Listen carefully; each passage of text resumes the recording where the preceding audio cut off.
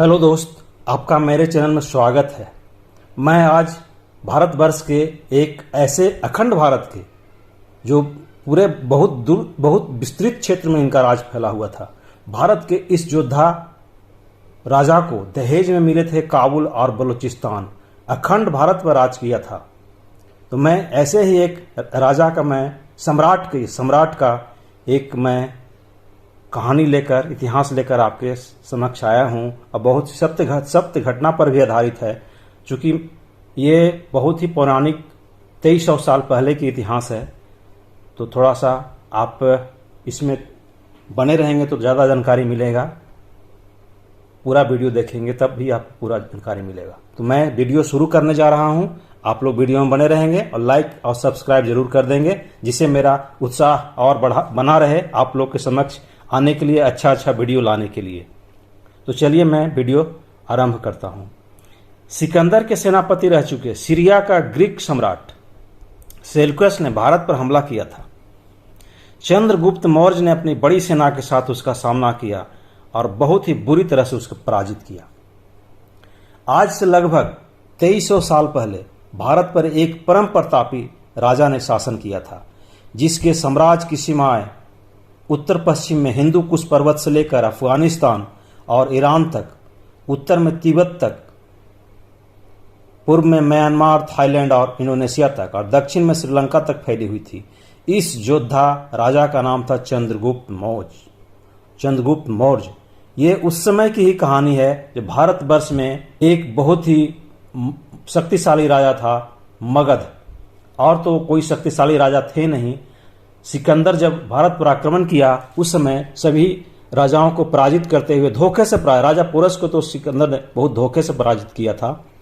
वो पराजित करते हुए आगे बढ़ रहा था, तो उसकी सेनाएं गंगा पार होने के लिए तैयार नहीं थी, क्योंकि गंगा पार एक मगध एक बहुत ही शक्तिशाली देश था। और इस देश के राजा थे उस समय घनानंद, किंतु घनानंद बहुत घमंडी राजा थे, अभिमानी थे और प्रजा उनसे खुश नहीं थी। इसलिए हमारे देश भारतवर्ष के एक ही बहुत ही विद्वान और महापुरुष कहिए, जो भारतवर्ष का एकता के लिए बहुत ही संघर्ष किया उन्होंने, चाणक्य ने ही एक ऐसे लड़के का खोज किया जिसने पूरे भारतवर्ष का इतिहास और भूगोल बदल कर रख दिया। तो चलिए मैं वीडियो शुरू करता हूं, आप बने रहेंगे। चंद्रगुप्त मौर्य ने भारत में मौर्य वंश की स्थापना की थी। आचार्य चाणक्य के शिष्य चंद्रगुप्त मौर्य अखंड भारत पर राज करने वाले पहले शासक थे। चंद्रगुप्त मौर्य का शासनकाल 320 ईसा पूर्व से 298 ईसा पूर्व तक था। उन्होंने लगभग 24 वर्ष तक शासन किया था। चंद्रगुप्त मौर्य के शासन संभालने से पहले सिकंदर ने भारत पर हमला किया था। उस समय भारत में नंद वंश का शासन था, जिसका राजा घनानंद एक संकी शासक था और अभिमानी भी था, और प्रजा भी उसे नाखुश थी।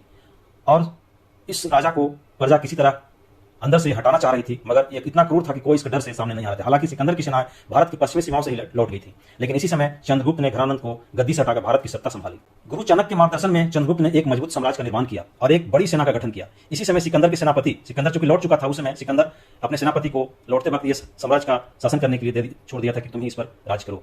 सेनापति रह चुके सिकंदर के सेनापति सीरिया के ग्रीक सम्राट सेल्यूकस ने फिर से भारत पर हमला किया। चंद्रगुप्त मौर्य ने अपनी बड़ी सेना के साथ उसका सामना किया और करारी हार का मजा चखाया उसको। हार के बाद सेल्यूकस ने चंद्रगुप्त से संधि कर ली।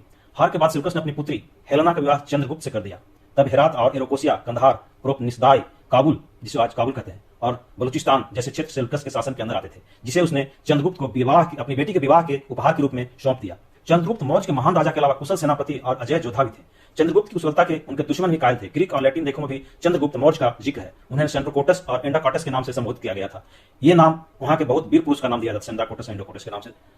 चंद्रगुप्त मौर्य सेल्यूकस से मिले राज्यों के बदले उसे 500 हाथी भेंट किए थे। दो देशों के बीच राजनयिक संबंधों की शुरुआत इसी समय हुई। सेल्यूकस ने मेगास्थनीज नाम का एक दूत चंद्रगुप्त के दरबार में भेजा था। मेगास्थनीज ने भारत में लंबा समय बिताया और उसके द्वारा लिखा गया इतिहास प्रमाणिक माना भी जाता है। यूनानी इतिहासकार प्लिनी ने चंद्रगुप्त मौर्य के साम्राज्य की ताकत और वैभव के बारे में लिखा है कि इसकी राजधानी पाटलिपुत्र थी। आज का जो पटना है वही पाटलिपुत्र कहा जाता है। यह मगध साम्राज्य का उस समय राजधानी था। सेना में लगभग 6 लाख पैदल सैनिक और 30,000 घुड़सवार, 9,000 हाथी थे। चंद्रगुप्त का साम्राज्य अत्यंत विस्तृत था। इसमें लगभग संपूर्ण उत्तरी और पूर्वी भारत के साथ साथ उत्तर में बलूचिस्तान, पश्चिम में बलूचिस्तान, दक्षिण में मैसूर तथा दक्षिण पश्चिम में सौराष्ट्र तक विस्तृत प्रदेश सम्मिलित था। चंद्रगुप्त मौर्य की पत्नी दुर्धरा उनके इकलौते बेटे बिंदुसार की मां भी थी, जो उनके उत्तराधिकारी और मौर्य साम्राज्य के दूसरे सम्राट बने। दूसरी ओर दुर्धरा अपने बेटे को बड़ा होते देखने के लिए ज्यादा समय तक जीवित नहीं रही, क्योंकि वह उसे देखने से पहले ही मर गई।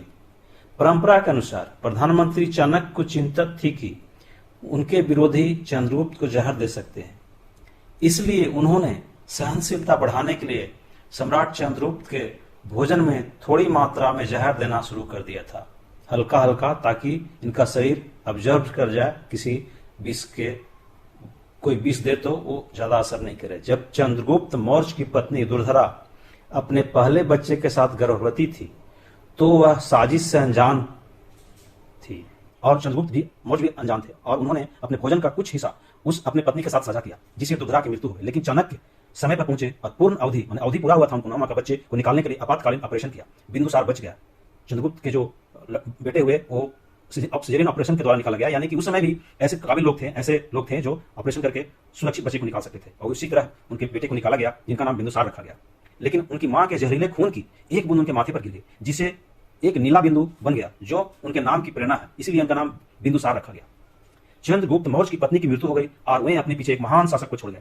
उनकी बाद की पत्नियां और बच्चे शायद ही किसी से अनजान हो। चंद्रगुप्त के बेटे बिंदुसार को उनके शासन से ज्यादा उनके बेटे के लिए याद किया जाएगा। चंद्रगुप्त मौर्य के पुत्र बिंदुसार थे। बिंदुसार जिन्हें बिंदुसार मौर्य के नाम से जाना जाता है, दूसरे मौर्य सम्राट थे। उन्होंने 297 ईसा पूर्व में गद्दी संभाली थी। वो एक यूनानी अमित्रोचेट्स लगभग 320 ईसा पूर्व। यूनानी स्रोतों के अनुसार उन्हें अमित्रोचेट्स के नाम से भी जाना जाता था, जो संस्कृत शब्द एक अमित्र घात से लिया गया है। इसका अर्थ है विरोधियों का नाश करने वाला। दक्कन में उनके विजय अभियान ने शायद इस नाम को प्रेरित किया हो। बिंदुसार के पिता और मौर्य साम्राज्य के संस्थापक चंद्रगुप्त ने पहले ही उत्तरी भारत पर विजय प्राप्त कर ली थी। बिंदुसार का अभियान वर्तमान कर्नाटक के आसपास समाप्त हुआ, संभवतः इसलिए क्योंकि सुदूर दक्षिण में शासन करने वाले चोल, पांड्य और चेर मौर्यों के साथ मजबूत संबंध थे। बिंदुसार की मृत्यु के बाद उनके बेटों ने उत्तराधिकार के लिए बहुत युद्ध हुआ, लेकिन अंत में उस लड़ाई में विजयी हुए सम्राट अशोक, वो ही आगे चलकर सम्राट बनते हैं। चंद्रगुप्त ने एक राजवंश की स्थापना की, जिसने 185 ईसा पूर्व तक भारत और मध्य दक्षिणी भाग पर शासन किया। कई पहलुओं में चंद्रगुप्त मौर्य की पत्नी का उल्लेख मिलता है। बिंदुसार चंद्रगुप्त मौर्य का पुत्र थे, जो दूसरा सम्राट बने। निसंदेह वह उस युग का एक महान शासक थे। चंद्रगुप्त मौर्य का इतिहास बहादुरी, कहानी और सम्मान से भरा है। तो आपको ये वीडियो कैसा लगा, लाइक सब्सक्राइब करके जरूर बताएंगे। और आपको एक खुशी का बात दे रहे हैं कि अपना भारत पूरे वर्ल्ड में 4th इकोनॉमी बन गया है। जापान को पछाड़कर ये 4th इकोनॉमी बन गया है, और जर्मनी जो 4th इकोनॉमी में 3rd इकोनॉमी में है, उसका स्थान पूरे विश्व में, उसे भी पछाड़ने का मादा रखता है भारत बस, और जल्दी ही उसको पीछे छोड़कर ये 3rd इकोनॉमी बनेगा। और एक खुशखबरी है कि हमारे तटरक्षक दल ने कुछ दिनों पहले एक लाइबेरियन जहाज जो कंटेनर लेके जा रहा था, भारत से ही केरल से दूसरे जगह जा रहा था, वो डूबने की कगार पर पहुंच गया। तो उस जहाज के 24 लोगों को भी अपने तटरक्षक दल जो है नेवी का, उसने 24 लोगों को स्कूट करके बचा लिया। ये तो भारत का ताकत अब धीरे धीरे पूरे विश्व में लोगों को जानकारी देता जा रहा है कि भारत का रुकने वाला नहीं है। भारत का विश्व शक्ति पूरे वर्ल्ड में विश्व गुरु था, विश्व गुरु बनेगा। तो आपको ये वीडियो कैसा लगा जरूर बताइए, लाइक सब्सक्राइब करें।